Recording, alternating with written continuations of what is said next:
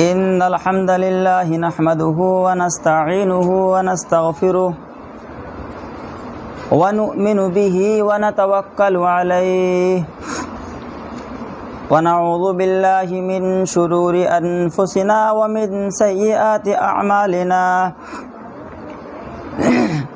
من يهده الله فلا مضل له ومن يضلله فلا هادي له ونشهد أن لا إله إلا الله وحده لا شريك له ونشهد أن محمدا عبده ورسوله أما بعد فأعوذ بالله من الشيطان الرجيم بسم الله الرحمن الرحيم كل من عليها فان ويبقى وجه ربك ذو الجلال والإكرام وقال الله تبارك وتعالى واعبد ربك حتى يأتيك اليقين۔ معزز خواتین، پردہ نشین اسلامی ماں اور بہنوں، سب سے پہلے ہم اللہ رب العالمین کا بے پناہ فضل و احسان بجا لاتے ہیں کہ جس خالق کائنات اور مالک ارض و سما نے ہمیں اس دنیا کے اندر پیدا فرمایا اور پیدا فرمانے کے بعد یوں ہی بیکار، ضائع اور برباد نہیں چھوڑ دیا، بلکہ ہماری ہدایت کے لیے، ہماری کامیابی کے لیے، ہماری زندگی کو خوشگوار بنانے کے لیے، آپ کہیں تو انسان کو انسان بنانے کے لیے اللہ رب العالمین نے ہمیں ضابطۂ حیات کی شکل میں قرآن مجید عطا فرمایا۔ یہ اللہ رب العالمین کا ہم پر بہت بڑا احسان اور کرم ہے۔ اگر آج یہ احسان اور کرم رب کا نہ ہم پر ہوتا تو شاید ہم بھی غیروں کی طرح جانوروں سی زندگی گزار رہے ہوتے۔ اللہ رب العالمین کا لاکھ لاکھ شکر ہے۔ اللہ رب العالمین کے شکریے کے بعد لاکھوں کروڑوں درود و سلام نازل ہوں اللہ کے ان تمام نیک اور صالح نبیوں اور رسولوں پر جنہوں نے اللہ کے احکامات کو بندوں تک پہنچایا، اور یوں ہی آسانی سے نہیں بلکہ بہت ساری تکالیف، پریشانیاں، دقتیں، مصیبتوں کو برداشت کرنے کے بعد بھی محمد الرسول اللہ صلی اللہ علیہ وسلم جو اللہ کے آخری نبی ہیں، آپ پر بے شمار مشکلوں کے پہاڑ توڑے گئے، لیکن آپ نے اللہ کے احکام کو بندوں تک نہایت امانت کے ساتھ پہنچایا۔ ہم محمد الرسول اللہ صلی اللہ علیہ وسلم کا اللہ رب العالمین سے یہ دعا کرتے ہیں کہ اللہ آپ کی قبر پر رحمتیں، برکتیں ہمیشہ نازل ہوتی رہیں۔ معزز خواتین، جیسا کہ آپ کو اس بات کا بخوبی علم ہے کہ یہ پروگرام الاسلام فاؤنڈیشن کی جانب سے منعقد کیا گیا ہے اور یہ دوسرا پروگرام ہے۔ پہلا پروگرام گزشتہ اتوار کو منعقد کیا گیا تھا اور اگلا اتوار جو یہ آیا ہے یہ بھی الاسلام فاؤنڈیشن کی جانب سے منعقد کیا گیا ہے۔ اور آپ جانتی ہیں بہت ساری مشکلات، بہت ساری پریشانیاں اور مصائب ہر کام کے کرنے میں آتی ہیں، اور ممکن ہے اس کام کے کرنے میں بہت سی پریشانیاں اور دقتیں آئیں گی۔ آج ہی پہلی دقت اور پریشانی کا سامنا ہم لوگوں کو یہ کرنا پڑا کہ یہ پروگرام جو یہاں منعقد کیا گیا ہے اس وقت یہ کسی اور جگہ منعقد کیا گیا تھا، لیکن وہاں بھی کسی دوسرے پروگرام کے ہونے کی وجہ کینسل کر کے پھر دوبارہ یہاں کیا گیا ہے۔ آپ اللہ رب العالمین سے دعا کریں نمازوں میں کہ اللہ رب العالمین اس محنت کو اور اس کام کو آگے بڑھائے اور اس سے امت کی خواتین کو مستفیض فرمائے۔ معزز خواتین، آج میں آپ کے سامنے جن باتوں کو رکھوں گا، یا آپ یہ کہیں کہ آج ہم جن باتوں کو جانیں گے وہ ہے کہ کسی شخص کے انتقال کے بعد انسان کیا کرے، یعنی کہ ایک عورت اپنی بیٹی کے انتقال کے بعد کیا کرے، ایک ماں اپنے بیٹے کے انتقال کے بعد کیا کرے، ایک والد اپنے بیٹے کے انتقال کے بعد وہ کیا کرے، یعنی کہ انسان کے انتقال کے بعد مومنہ عورت کو کیا کرنا چاہیے، ایک مومنہ عورت کیا کر سکتی ہے، اسلام کے اندر اس کی کیا تعلیمات ہیں، اسلام کے اندر کیا طریقے ہیں۔ ہم سب جانتے ہیں کہ موت ایک حقیقی شے ہے، موت ایک ایسی چیز ہے کہ جس میں کسی کو اختلاف نہیں۔ دنیا کے بہت سارے کام کاج، بہت سارے طور طریقے ایسے ہیں کہ انسان اس میں اختلاف کر سکتا ہے، لیکن موت ایک ایسی چیز ہے، نہ کافر کو اس میں اختلاف ہے، نہ مشرک کو اس میں اختلاف ہے، نہ مرد کو اختلاف ہے، نہ عورت کو اختلاف ہے۔ ہر انسان جانتا ہے کہ جو دنیا میں آئے گا اس کو ایک نہ ایک دن جانا ہے۔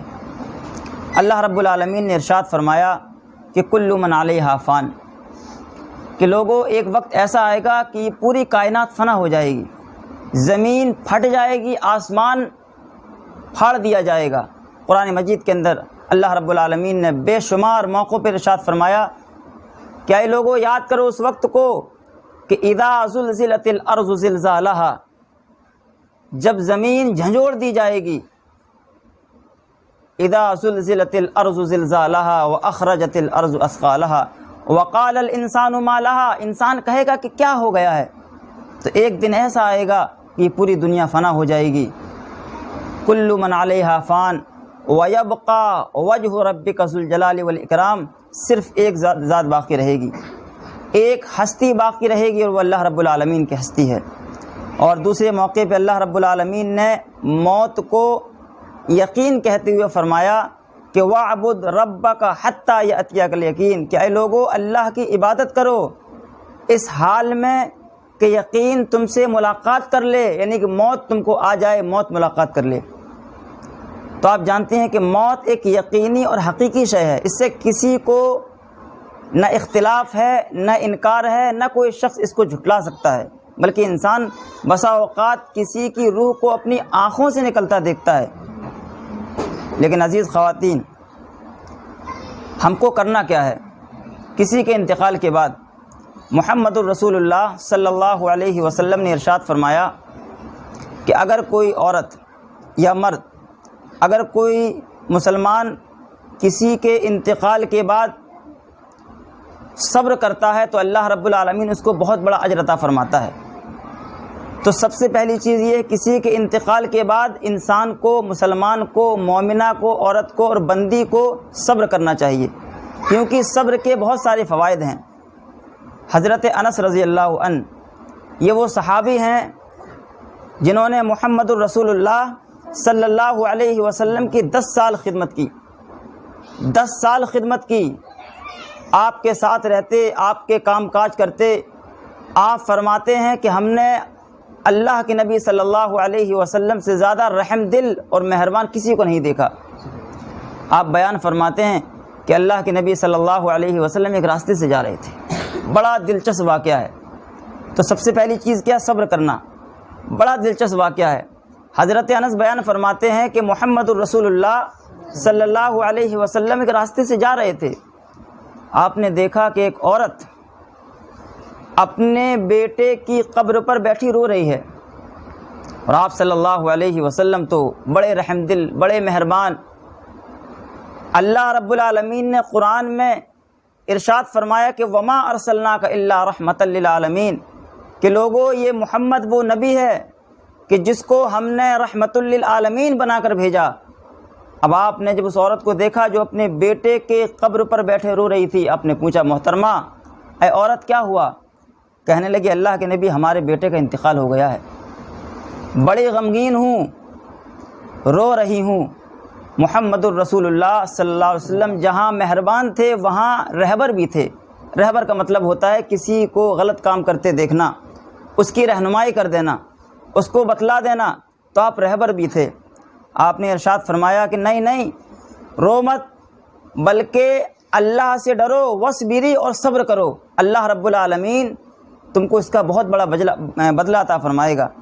لیکن وہ عورت چونکہ اللہ کے نبی کو جانتی نہ تھی، محمد الرسول اللہ صلی اللہ علیہ وسلم کو پہچانتی نہ تھی، کہنے لگی الیک منی فإنک لم تصب بمصیبتی، ارے جائیے اپنا کام کریے، آج جو مصیبت ہم پر ٹوٹ پڑی ہے اس کا غم آپ کو کہاں، آپ کیا جانو ہم پر کیا ٹوٹ پڑی ہے، میرے بیٹے کا انتقال ہوا ہے، آپ کہتے ہیں صبر کرو، اللہ سے ڈرو۔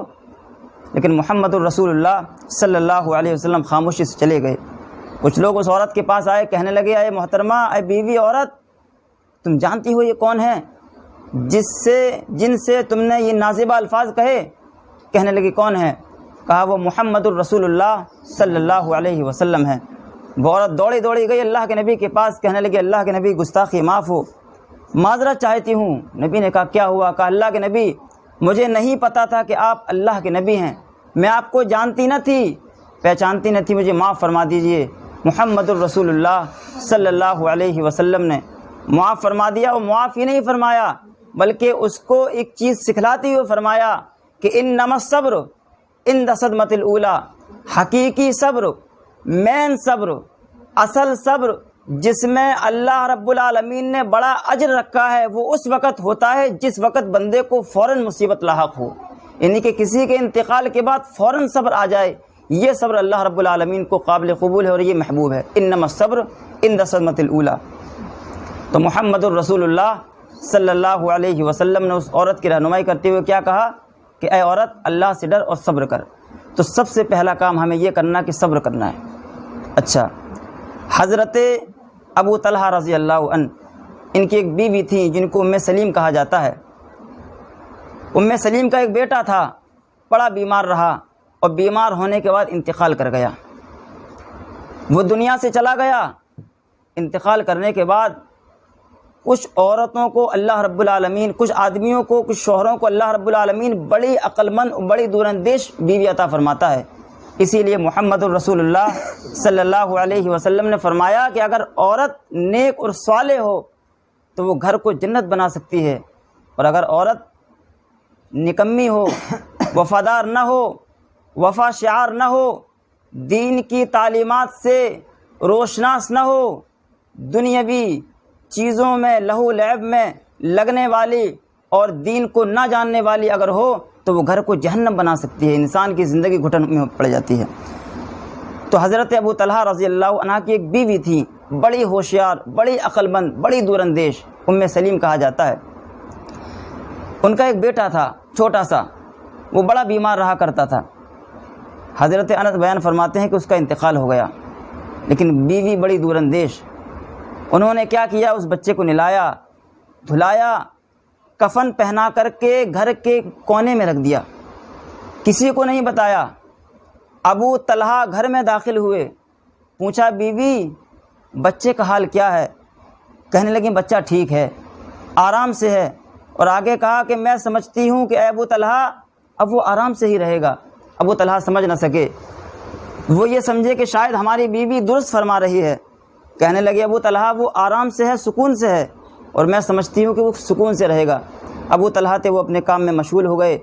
رات آئی، بیوی نے بناؤ سنگار کیا، زینت میں آئی، خوشبو لگائی اور اپنے شوہر سے مباشرت کی، رات میں ملاقات کی، اور ملاقات کرنے کے بعد صبح ابو طلحہ رضی اللہ عنہ نے غسل کیا، نہائے، اور نہانے کے بعد جب نکل کے جانے لگے تو بیوی کہنے لگی سنتے ہو؟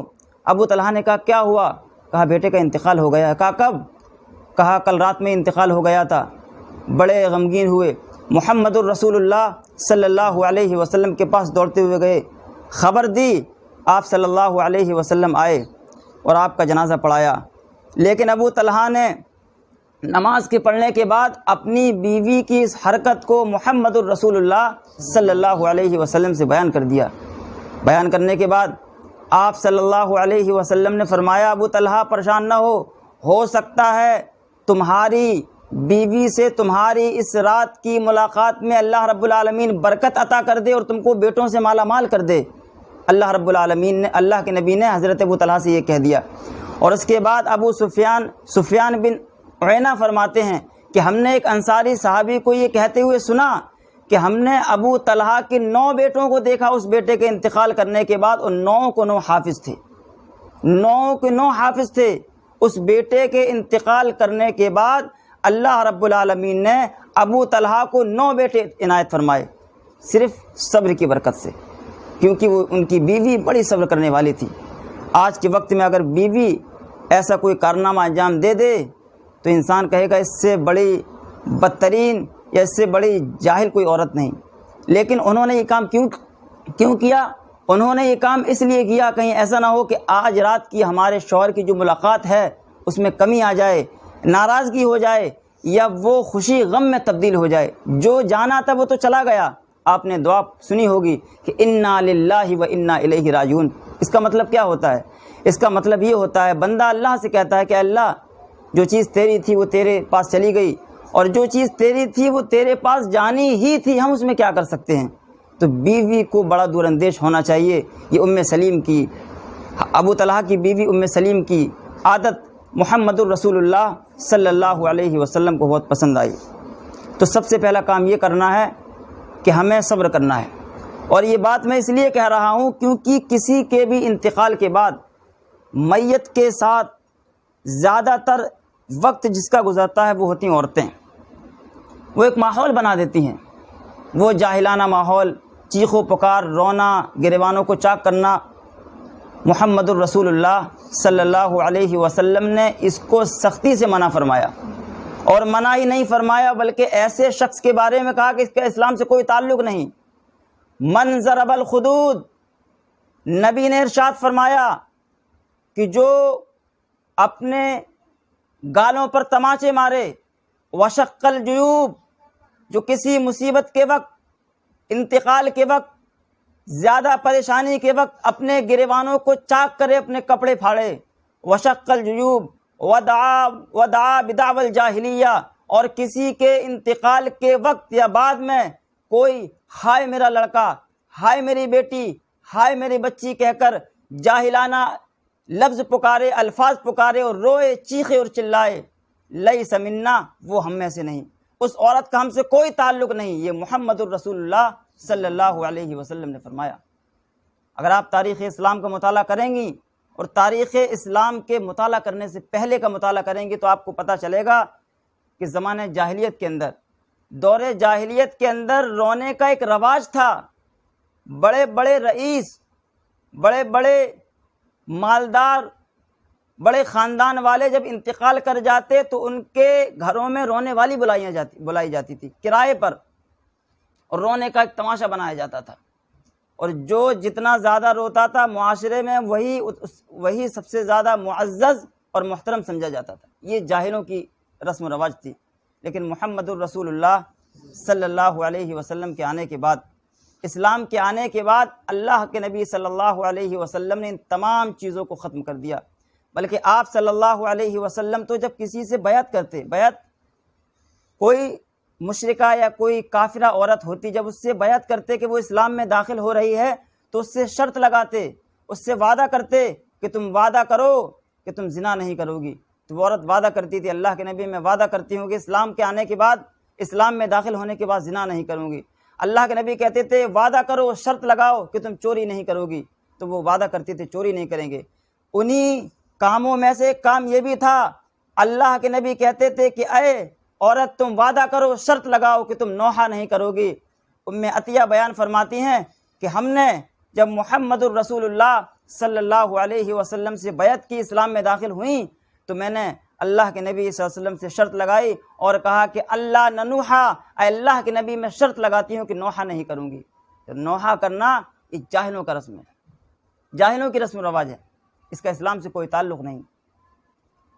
اور ہم تو اسلام کے ماننے والے، اسلام کی تعلیمات کو اپنے سینوں میں پیوست کرنے والے، اسلام کی ہر ایک تعلیمات کو اپنی سینوں میں جگہ دینے والے، ہم جاہلانہ رسم و رواج میں کہاں پڑ گئے؟ آج دین کی دوری، لوگوں کی دین سے بے راہ روی، لوگوں کی دین سے محبت نہ ہونے کی وجہ سے یہ ساری رسم و رواج آج مسلمانوں کے اندر جنم لے رہی ہیں۔ اور ہماری خواتین جو پیش آگے میت کے ارد گرد بیٹھ کر جو رونے کا اور گانے کا ماحول بناتی ہیں، جس سے دوسری بہنیں یہ سمجھتی ہیں کہ اگر ہم بیٹھ کر نہیں روئیں گے تو مجمع سے نکلنے کے بعد کہیں گی کتنی پتھر دل عورت ہے، اس کے آنکھوں میں آنسو تک نہیں آئے۔ معزز خواتین، دو چیزیں ہیں سمجھنے کی ہیں۔ کسی کے انتقال کے بعد آنکھوں سے آنسو آ جانا فطری چیز ہے، انسان کے آنکھوں میں آنسو آ سکتے ہیں محبت کے بنا پر، شفقت کے بنا پر، لیکن چیخ کر رونا، گریبانوں کو چاک کرنا، رو رو کر کے لوگوں پر گر پڑنا، یہ اسلام کے اندر حرام ہے۔ محمد الرسول اللہ صلی اللہ علیہ وسلم کا ایک چھوٹا سا بچہ ابراہیم، ان کی بھی طبیعت کافی خراب ہوئی، اور طبیعت کے خراب ہونے کے بعد ابراہیم انتقال کر گئے۔ انتقال کرنے کے بعد حضرت انس بیان کرتے ہیں غالباً کہ ہم اللہ کے نبی کے ساتھ گئے آپ کے گھر، اور جانے کے بعد اللہ کے نبی کے ساتھ گئے، وہ ابراہیم بیمار تھے، ابھی انتقال نہیں کیے تھے، بیمار تھے، تو محمد الرسول اللہ صلی اللہ علیہ وسلم نے اپنے بیٹے ابراہیم کو اپنے ہاتھوں میں اٹھایا اور بوسہ لینے لگے۔ زندگی کے آخری لمحات گزر رہے تھے، ابراہیم کو اٹھایا اور اٹھانے کے بعد بوسہ لینے لگے، چومنے لگے، پیار کرنے لگے، محبت کرنے لگے، اور اسی دوران ان کی روح ان کے جسم سے نکل گئی۔ ابراہیم انتقال کر گئے، اور جیسے ہی ابراہیم کا انتقال ہوا آپ کے آنسو گرنے لگے، آپ رونے لگے۔ مجمع میں بہت سے لوگ موجود تھے، عبد الرحمن بن عوف جو محمد الرسول اللہ صلی اللہ علیہ وسلم کی باتوں کو اور آپ کی تعلیمات کو اچھی طرح حفظ کر لیتے تھے، یاد کر لیتے تھے، وہ بھی موجود تھے۔ جب انہوں نے اللہ کے نبی کی اس عادت کو دیکھا کہ ابراہیم آپ کے ہاتھ میں ہے اور آپ کی آنکھوں سے آنسو نکل رہے ہیں، سوال کر دیا، اللہ کے نبی آپ اور رو رہے ہیں؟ آپ تو لوگوں کو کسی کے انتقال کے وقت رونے سے منع کرتے ہیں اور آپ رو رہے ہیں، یہ کون سی بات رہی؟ تو محمد الرسول اللہ صلی اللہ علیہ وسلم نے کہا، اے عبد الرحمن بن عوف، یہ بے صبری کے آنسو نہیں ہیں، یہ نوحہ کرنے کے بعد نکلنے والے آنسو نہیں ہیں، یہ گریبانوں کو چاک کرنے کے بعد نکلنے والے آنسو نہیں ہیں، یہ شفقت و محبت کی علامت ہے، یہ فرت محبت میں نکلنے والے آنسو ہیں۔ محمد الرسول اللہ صلی اللہ علیہ وسلم کے آنسو بھی نکلے ہیں۔ ہر انسان کے آنسو نکل سکتے ہیں، ایک باپ کے آنسو اپنے بچے کے انتقال کے وقت نکل سکتے ہیں، ایک ماں کے آنسو اپنی بیٹی کے انتقال کے وقت، آنسو کا نکلنا بجا ہے، جائز ہے، حرام نہیں، لیکن کسی کے انتقال کے وقت چیخنا، چلانا، گریبان کو چاہ کرنا، ہائے میرا بیٹا، ہائے میرا بچہ، اس طریقے سے رونا اسلام کے اندر جائز نہیں۔ تو محمد الرسول اللہ صلی اللہ علیہ وسلم کے آنسو گرے، اور آپ نے اس آنسو کے گرنے کے بعد ارشاد فرمایا، وہ بچے کو دیا، آپ نے فرمایا کہ ان العین تدمع، کیا ابراہیم میری آنکھیں نم ہیں، ہماری آنکھوں سے آنسو گر رہے ہیں، ان العین تدمع والقلب یحزن، اور ہمارا دل غمگین ہے، ہمارا دل بڑا افسردہ ہے، ہمارا دل بڑا بے چین ہے، ابراہیم ہمارا دل غمزدہ ہے، غمگین ہے، ولا نقول الا ما یرضی ربنا، اے ابراہیم لیکن تب بھی میں ایسے موقع پہ اپنی زبان سے وہ الفاظ نہیں نکالوں گا جو اللہ کو ناراض کر دے، جو اللہ کے فرشتوں کو ناراض کر دے۔ ولا نقول الا ما یرضی ربنا، میں اپنی زبان سے وہی الفاظ کہوں گا انتقال کے وقت تمہارے لیے جو اللہ کو خوش کر دے۔ ولا نقول الا ما یرضی ربنا وانا بفراقک یا ابراہیم لمحزونون، اے ابراہیم مجھے تمہاری جدائی پر بہت غم ہے، تمہاری جدائی سے میرا دل بڑا غمگین ہے، لیکن میں اللہ رب العالمین کے لیے یا اللہ رب العالمین کے بارے میں ایسی بات نہیں کہوں گا جو اس کو ناراض ہو۔ تو آنسو کا نکلنا جائز ہے، لیکن نوحہ کرنا، چیخنا، چلانا اور زیادہ رونا یہ مناسب نہیں ہے، اور یہ خواتین کے اندر زیادہ پایا جاتا ہے، چونکہ شاید کہیں نہ کہیں وہ دل کے اعتبار سے بڑی نرم اور بڑی نرم مزاج ہوتی ہیں۔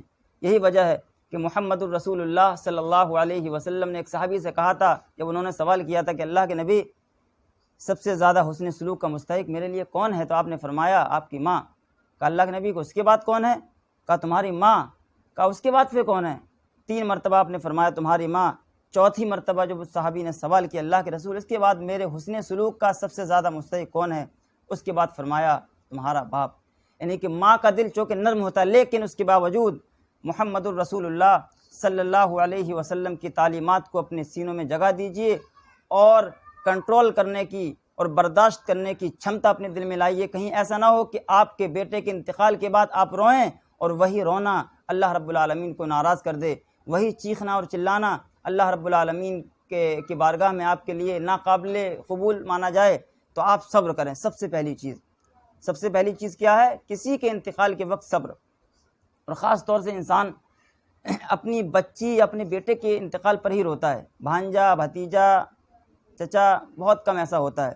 تو ہر ماں کو چاہیے کہ اپنے بیٹے کے انتقال کے وقت، اپنی بیٹی کے انتقال روئے نہ بلکہ صبر کرے۔ اچھا، دوسری چیز کیا ہے؟ دوسری چیز ہے دعا، کیونکہ میت کے انتقال کے بعد میت کو سب سے زیادہ ضرورت جس بات کی ہوتی ہے وہ ہوتی ہے دعا۔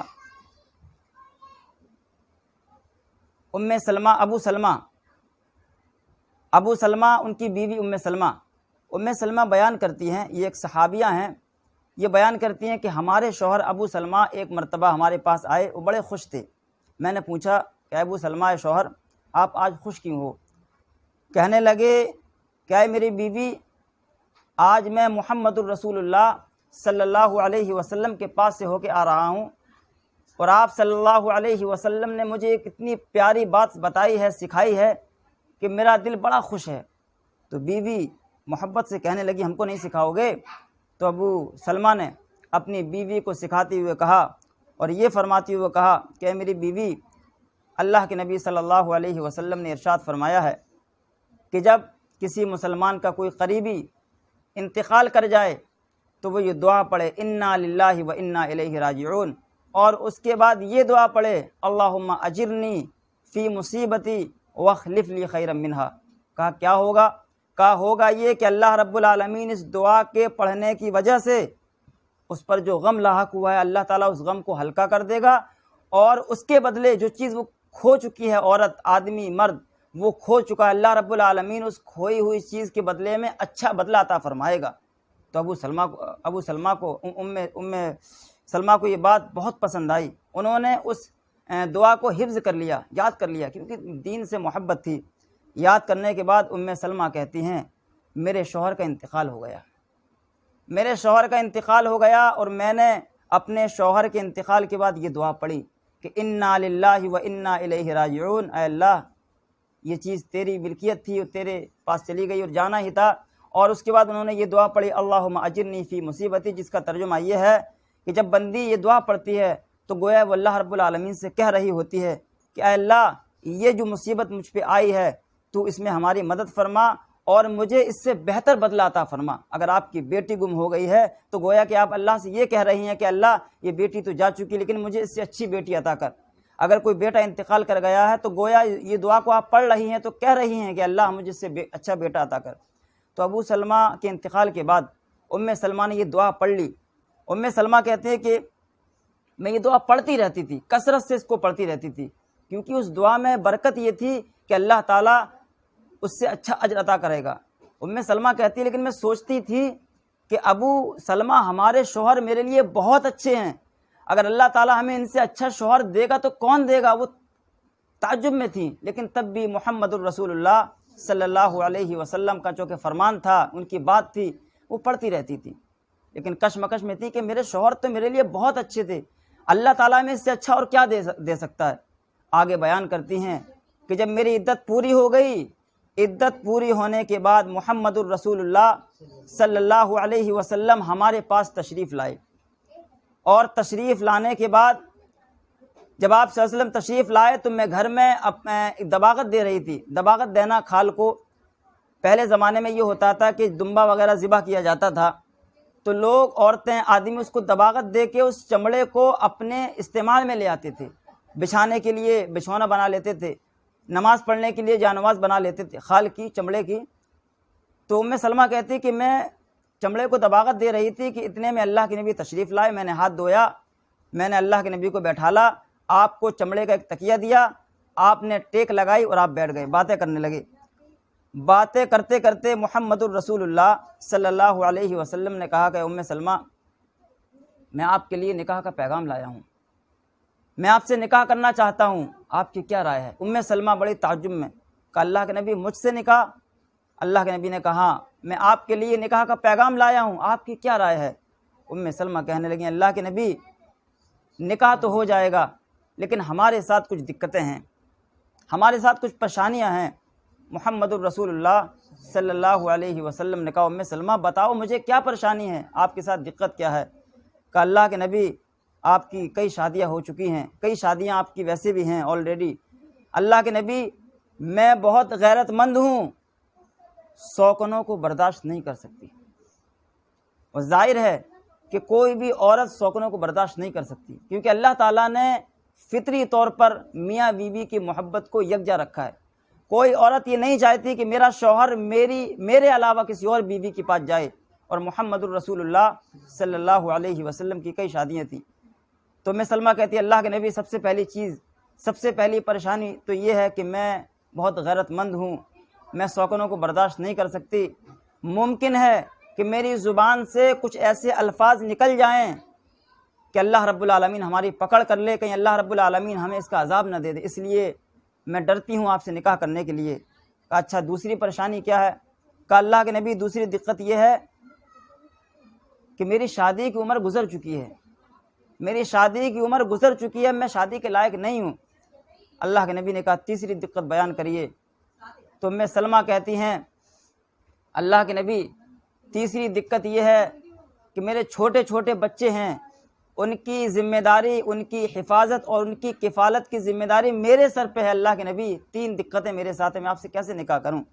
تو محمد الرسول اللہ صلی اللہ علیہ وسلم نے ام سلمہ کی تینوں پریشانیوں کا حل بتاتے ہوئے کہا کہ ام سلمہ جو سب سے پہلی پریشانی تمہاری یہ ہے کہ تم غیرت مند ہو، ہونا بھی چاہیے ہر عورت کو، لیکن میں اللہ رب العالمین سے تمہاری غیرت کے لیے دعا کروں گا، اللہ رب العالمین تمہاری غیرت کو ختم کر دے گا، سوکنوں کی محبت تمہارے دلوں میں پیوست کر دے گا، تم سوکنوں سے محبت کرنے لگو گی۔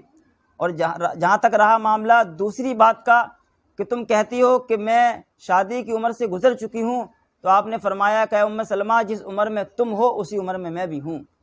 اور رہا معاملہ تیسری بات کا کہ تم کہتی ہو کہ میرے چھوٹے چھوٹے بچے ہیں، ان کی ذمہ داری میرے سر پہ ہے، تو آپ نے فرمایا ام سلمہ سنو، تمہارے بچے اب میرے بچے ہیں، ان کی ذمہ داری میرے اوپر ہے۔ تو محمد الرسول اللہ صلی اللہ علیہ وسلم سے ام سلمہ کا نکاح ہو گیا۔ ام سلمہ کہتی ہیں کہ نکاح کے بعد مجھے سمجھ میں آیا کہ محمد الرسول اللہ صلی اللہ علیہ وسلم نے جو دعا سکھائی تھی کہ اللہم اجرنی فی مصیبتی واخلف لی خیرا منہا، کہ بندی جب دعا کرتی کہ اللہ جو بیٹا مجھ سے تو نے چھین لیا ہے ہمیں اس میں صبر کی توفیق دے اور مجھے اس سے اچھا بیٹا عطا فرما۔ آج مجھے سمجھ میں آتا ہے کہ میرے شوہر جو ابو سلمہ تھے، آج اللہ رب العالمین نے مجھے ان سے اچھے شوہر محمد الرسول اللہ صلی اللہ علیہ وسلم کی شکل میں عطا کیے ہیں۔ تو معزز خواتین، کسی کے انتقال کے وقت آپ دو چیزوں کو یاد رکھیں۔ سب سے پہلی چیز یہ کہ آپ صبر کریں، کیونکہ صبر کے اندر بہت طاقت ہے۔ کہیں ایسا نہ ہو کہ آپ جذبات میں آ کر، میں نے آپ سے بتایا کہ عورت ذاتی طور پر، عورت روحانی طور پر بڑی کمزور ہوتی ہے، لیکن محمد الرسول اللہ صلی اللہ علیہ وسلم کی صحابیات کے واقعے کو پڑھیے، ان کو یاد کریے، ان کو اپنے دلوں میں جگہ دیجیے۔ اگر آپ ان واقعات کو پڑھیں گی، میں گارنٹی سے کہہ سکتا ہوں، رب کعبہ کی قسم ہے کہ آپ کے دل محمد الرسول اللہ صلی اللہ علیہ وسلم کی تعلیمات سے کھل جائیں گے اور آپ اسلام کی تعلیمات کو بآسانی سمجھ سکیں گے۔ سب سے پہلی چیز، کسی بھی انسان کے انتقال کرنے کے بعد مسلمان کو چاہیے، مومنہ عورت کو چاہیے، مومن عورت کو چاہیے کہ صبر کرے، اور دوسری چیز دعا کرے۔ انہی چند باتوں کے ساتھ میں اپنی گفتگو کو ختم کرتا ہوں، کیونکہ میرے ایک ساتھی وہ بھی آپ سے گفتگو کرنے کے لیے تیار ہیں۔ اللہ رب العالمین سے میں دعا کرتا ہوں کہ الہ العالمین ہم تمام لوگوں کو کسی کے انتقال کے وقت صبر کرنے کی توفیق عطا فرما۔ اے اللہ، قریبی رشتہ دار کے اس دنیا سے چلے جانے کے بعد ہمیں ان کے لیے دعا کرنے کی توفیق عطا فرما، کیونکہ محمد الرسول اللہ صلی اللہ علیہ وسلم کا ارشاد ہے، بڑی مشہور روایت ہے کہ اذا مات الانسان انقطع عنہ عملہ الا من ثلاث الا من صدقۃ جاریہ، کہ لوگوں سن لو، جب انسان اس دنیا سے چلا جاتا ہے تو اس کے اعمال کا اور اس کے ثواب کا تعلق ٹوٹ جاتا ہے۔ انسان دنیا کے اندر موجود ہے، بڑے بڑے رئیس موجود ہیں، ان کے پیر ٹوٹ چکے ہیں، لیکن وہ تب بھی اپنے گھر پر بیٹھ کر اپنے کاروبار کو بآسانی چلا سکتے ہیں، اپنے گھر پر بیٹھ کر اپنے کاروبار کو چلا سکتے ہیں، لیکن اسلام کے اندر ایسا نہیں ہے۔ جب انسان کا انتقال ہو جاتا ہے، انسان کی روح نکل جاتی ہے، تو انسان کی روح کے نکلنے کے بعد اس کے عمل کا اور اس کے ثواب کا تعلق بند ہو جاتا ہے، سوائے 3 چیزوں کے۔ آپ نے ارشاد فرمایا کہ الا من صدقۃ جاریہ، سب سے پہلی چیز صدقہ جاریہ۔ جو بندی دنیا میں رہ کر کسی بھی دینی کام میں، کسی بھی مجلس میں، کسی بھی مجمع میں تعاون کرتی ہے، یا کسی غریب کو کھانا کھلاتی ہے، یا کسی یتیم کی کفالت کرتی ہے، یا کسی بیوہ کی حفاظت کرتی ہے، مطلب کہیں بھی خرچ کرتی ہے صدقہ جاریہ کے طور پر، تو اللہ کے نبی نے ارشاد فرمایا یہ صدقہ جاریہ اس کے انتقال کے بعد اس کے لیے ثواب کا کام کرتا ہے۔ آپ دیکھیے حضرت عثمان غنی رضی اللہ عنہ بڑے امیر تھے، اللہ نے آپ کو بڑی دولت عطا فرمائی تھی، اتنی دولت عطا فرمائی تھی کہ جنگ تبوک کے موقع پر جب مسلمانوں میں قحط سالی کا موقع آ گیا، جب مسلمان قحط سالی کے شکار ہو گئے، پتے کھا کھا کر اپنی زندگی بسر کرنے لگے، تو محمد الرسول اللہ صلی اللہ علیہ وسلم کو یہ پیغام پہنچا کہ دشمنوں نے جنگ کا اعلان کر دیا ہے۔ آپ صلی اللہ علیہ وسلم پریشان ہو گئے، آپ نے مجمع بیٹھایا، لوگوں کو جمع کیا، کھڑے ہوئے، تقریر کی اور کہا کہ اے لوگو، دشمنوں نے جنگ کا اعلان کر دیا ہے، جنگ تبوک کے لیے نکلنا ہے، لیکن مال موجود نہیں ہے، کیا کوئی اللہ کا ایسا بندہ ہے جو جنگ کے سامان کی تیاری کے لیے میری مدد فرمائے؟ عثمان غنی کھڑے ہوئے، کہا اللہ کے نبی میں 100 اونٹ سامان کا لدا ہوا، سامان کا تیار، سامان سے لدا ہوا اونٹ دینے کے لیے اللہ کی راہ میں اونٹ دینے کے لیے تیار ہوں۔ عثمان یہ کہہ کر بیٹھ گئے۔ محمد الرسول اللہ صلی اللہ علیہ وسلم نے اپنی تقریر جاری رکھی کہ شاید کوئی دوسرا کھڑا ہو جائے، فرمایا کہ لوگو جنگ میں جانا ہے، سامان کی قلت ہے، کیا کوئی بندہ ایسا ہے جو دین کے لیے، اسلام کے لیے اپنا تعاون کرے اور اپنی مدد کرے، دین میں مدد کرے؟ کوئی نہیں کھڑا ہوا۔ عثمان غنی پھر کھڑے ہوئے، کہا محمد الرسول اللہ میرے پاس 200 اونٹ اور ہیں، میں اللہ کی راہ میں 200 اونٹ ماں سامان سے لدے ہوئے اللہ کی راہ میں دینے کے لیے تیار ہوں۔ اللہ کے نبی نے کہا عثمان بیٹھ جاؤ، عثمان بیٹھ گئے۔ پھر آپ نے اپنی تقریر جاری رکھی، شاید کوئی دوسرا بندہ کھڑا ہو جائے، کہا جنگ کے لیے جانا ہے، ساز و سامان ابھی اس لائق نہیں ہوا ہے جتنے لوگ جائیں گے، کیا کوئی بندہ ایسا ہے جو اللہ کے لیے دین کی مدد کرے؟ کوئی نہیں کھڑا ہوا۔ عثمان غنی پھر کھڑے ہوئے، کہا اللہ کے نبی میں 300 اونٹ اور دینے کے لیے اللہ کی راہ میں تیار ہوں، سامان سے لدا ہوا۔ محمد الرسول اللہ صلی اللہ علیہ وسلم نے اس وقت فرمایا کہ لوگوں سن لو، اگر عثمان آج کے بعد کوئی بھی عمل کرے گا اس کا یہ عمل کبھی بھی نقصان نہیں پہنچا سکتا۔ اسلام کی عثمان نے بڑی مدد فرمائی ہے، صدقہ جاریہ اللہ کی راہ میں بہت قربان کیا ہے، اور وہی صدقہ جاریہ انسان کے مرنے کے بعد ثواب کا باعث بنتا ہے۔ تو انسان کے مرنے کے بعد سب سے پہلی چیز جو اس کے لیے توشہ بنتی ہے، ثواب کا ذریعہ بنتی ہے، فائدہ پہنچانے والی ہے صدقہ جاریہ۔ تو آپ کوشش کریں صدقہ جاریہ کرنے کی۔ دوسری چیز الا من صدقۃ جاریہ او علم ينتفع به، دوسری چیز ہے نفع بخش علم۔ عورتوں میں بہت سی لوگ ٹیچر ہوتی ہیں، بچوں کو پڑھاتی ہیں، پارا پڑھاتی ہیں، اسکولوں میں پڑھاتی ہیں۔ محمد الرسول اللہ صلی اللہ علیہ وسلم نے فرمایا نفع بخش علم، اگر کوئی عورت کسی بچے کو ایسا علم سکھا دے جس سے نفع ہو، تو اس کے مرنے کے بعد وہ نفع اس کے لیے اس کے ثواب کا ذریعہ بن جائے گا۔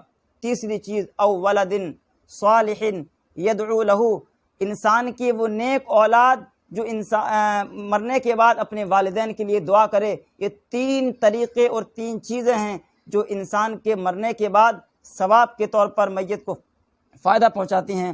ہم دعا کرتے ہیں کہ الہ العالمین ہم تمام مسلمانوں کو اپنی اولاد کو پڑھنے والا بنا، اے الہ العالمین ہم تمام مسلمانوں کی اولادوں کو نیک بنا، اے اللہ ہمیں اپنے آخرت کی فکر کرنے والا بنا، اے اللہ ہم بڑے گناہ گار ہیں، بڑے خطا کار ہیں آخر تیرے بندے اور تجھ سے دعا مانگتے ہیں، ایاک نعبد و ایاک نستعین، اے اللہ تو ہمارے گناہوں کو بخش دے، اے اللہ تو ہمارے گناہوں کو معاف فرما دے۔ انسان آج خاص طور سے مسلمان معاشی حالت سے بڑا کمزور ہے، بڑا پریشان ہے، اللہ تو اپنا رحم و کرم عطا فرما۔ اے الہ العالمین ہمارے دلوں میں ایمان کی روشنی کو اور ایمان کے چراغ کو روشن فرما دے، آمین۔ ہم کو جب تک زندہ رکھ، اسلام پر زندہ رکھ، ہمارا خاتمہ ہو، انتقال ہو اور ہماری روح نکل رہی ہو تو ہماری زبان پر کلمہ لا الہ الا اللہ اور محمد رسول اللہ ہو، آمین۔ تقبل یا رب العالمین۔ السلام علیکم ورحمۃ اللہ وبرکاتہ۔